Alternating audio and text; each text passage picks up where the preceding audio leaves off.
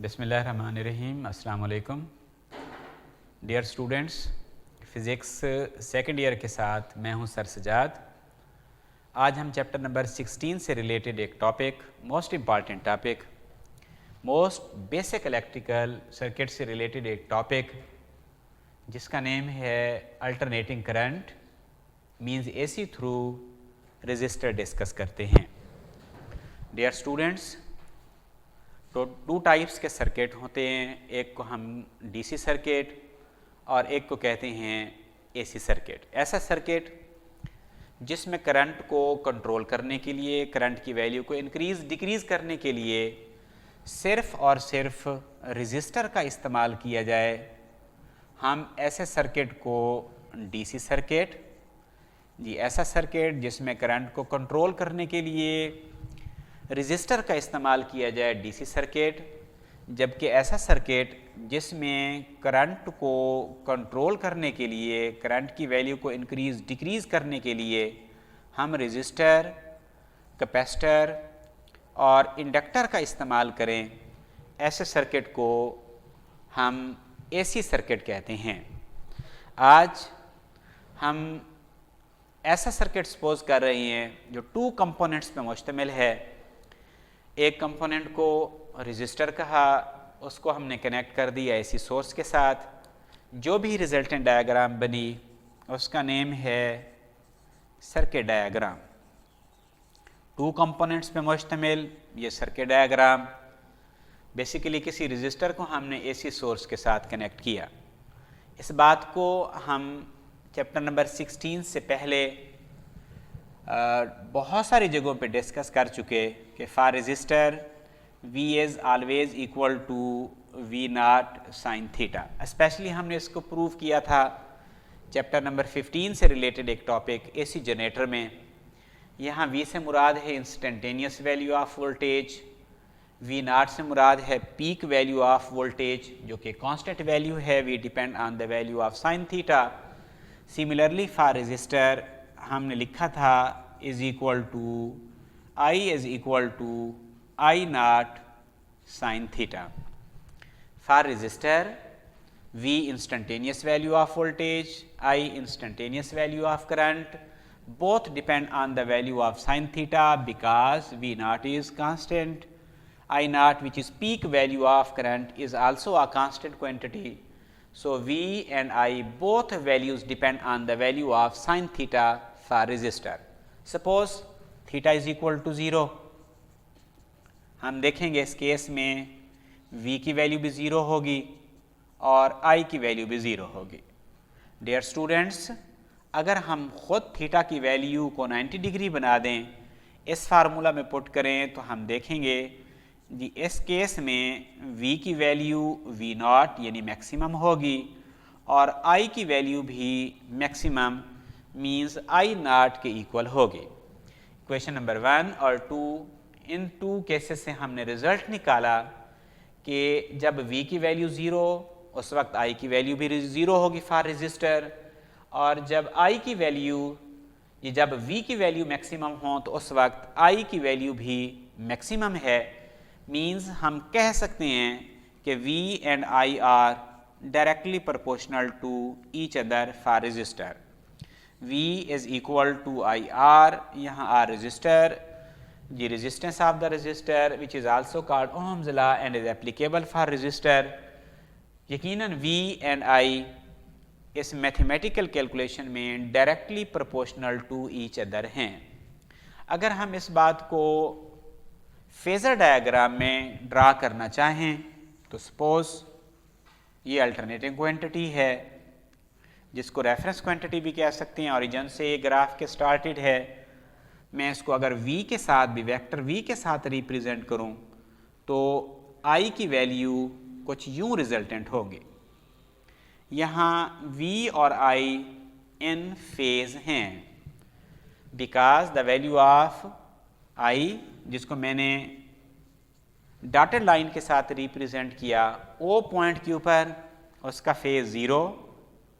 Dear students, अगर हम phase difference calculate करें करंट और वोल्टेज का इस फेजर डायग्राम से सपोज ये वैल्यू ऑफ वोल्टेज है, वैल्यू ऑफ करंट है। अगर हम उनका फेज डिफरेंस निकालना चाहें ओ पोजीशन के ऊपर A B C different point suppose कर लें, इस पॉइंट को हम ओ कह देते हैं, इस पॉइंट का नेम रखते हैं ए, इस पॉइंट को बी से रिप्रेजेंट किया, सी से डी से। ओ पॉइंट के ऊपर वेक्टर वी का फेज है, आप देख सकते हैं 0, और ए पोजीशन के ऊपर वेक्टर वी जो बेसिकली वोल्टेज है उसका फेज है π/2। बी पॉइंट के ऊपर हाफ साइकिल कंप्लीट हुआ, हाफ साइकिल को हमने लास्ट टॉपिक में पाई से रिप्रेजेंट किया था 180 के इक्वल। सिमिलरली सी पोजीशन के ऊपर 3/2 पाई, और डी पोजीशन के ऊपर एक साइकिल कंप्लीट हुआ वोल्टेज का, तो फेज की वैल्यू 2 पाई के इक्वल होगी। सिमिलरली डियर स्टूडेंट्स, हम देख सकते हैं इस फेजर डायग्राम में ओ पॉइंट के ऊपर डॉटेड लाइंस में मींस करंट की फेज की वैल्यू 0, ए पॉइंट पे फेज की वैल्यू π/2 पाई, 3/2 पाई। इन पॉइंट्स के ऊपर हम देख सकते हैं कि करंट और वोल्टेज के फेज की वैल्यू किसी भी पॉइंट पे मेजर करें सेम है।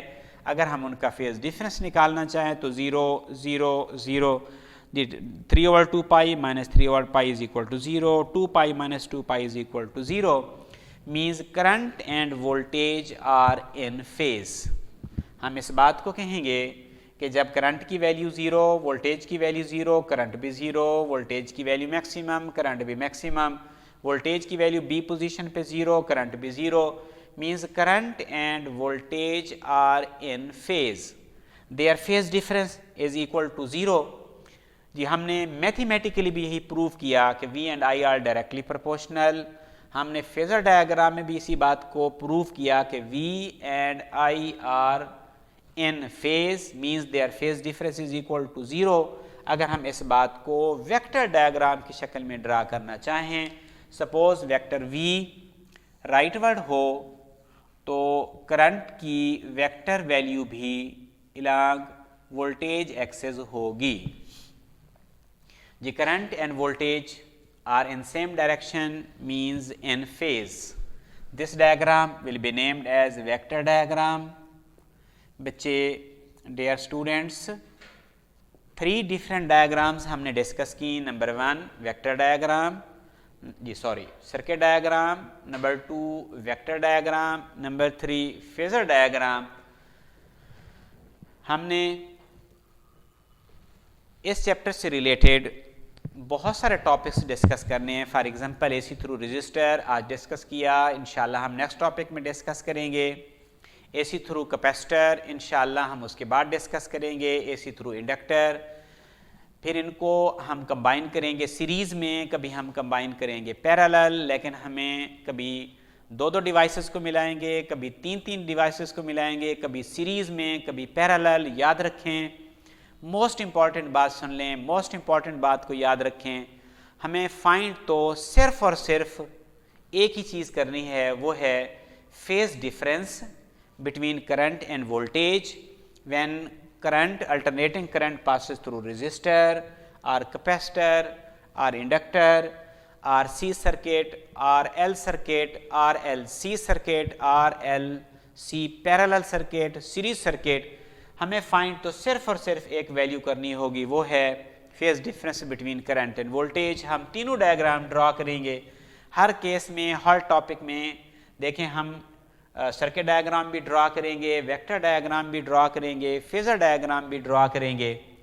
जी हमने आज के टॉपिक में भी इसी बात को ही डिस्कस किया कि रजिस्टर में करंट और वोल्टेज के दरमियान कौन सा एंगल, कौन सा फेज डिफरेंस होता है, तो हमने रिजल्ट निकाला कि they are in phase. Similarly अगर हम पावर थ्रू रजिस्टर कैलकुलेट करना चाहें तो हम कह सकते हैं P is equal to V I. बच्चे हम कैलकुलेट कर चुके हैं P is equal to I square into R, P is equal to V square over R is called power through resistor. जी P is equal to V I power supplied हैं, हम जानते हैं P is equal to V I power supplied है, supplied by the battery to external circuit, और P is equal to I square into R, V square over R, ये power consumed हैं। जो devices power को consume करेंगे हम उनकी value इस फार्मूला से कैलकुलेट करते रहे हैं और कैलकुलेट करते रहेंगे। जबकि जो पावर सप्लाई है हम उसको इस फार्मूला से कैलकुलेट करते आए हैं और कैलकुलेट करते रहेंगे। इस गार्ड एसी थ्रू रजिस्टर, उम्मीद है आपको मेरी बातें समझ आई होंगी। इंशाल्लाह एक नया टॉपिक के साथ मैं इंशाल्लाह आपकी खिदमत में फिर हाज़िर होऊंगा इंशाल्लाह नेक्स्ट वर्किंग डे। अस्सलाम वालेकुम।